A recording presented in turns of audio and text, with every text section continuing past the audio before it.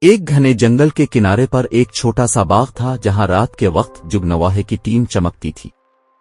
ان میں ایک چھوٹا جگنو جس کا نام جگنو تھا اکیلے پتے پر بیٹھا سوچ رہا تھا، کیا کبھی کوئی میری روشنی کو دیکھے گا؟ اس کی چمک دوسروں سے کم تھی، اس لیے سب اسے نظر انداز کرتے تھے۔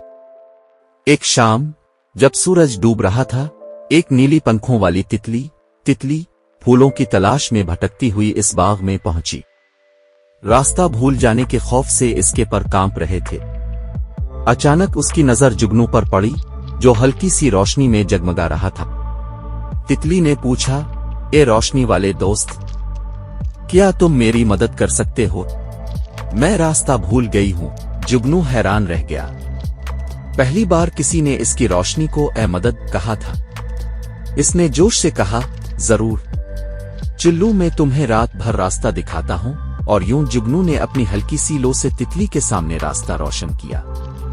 رات بھر وہ ساتھ الفاڑتی رہے۔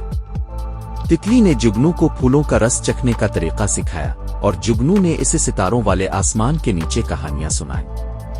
صبح ہوتے ہی تتلی کو اپنا گھر یاد آیا۔ وہ ایک گلابی گلاب کے پھول پر رہتی تھی جو باغ کے دوسرے کنارے پر تھا۔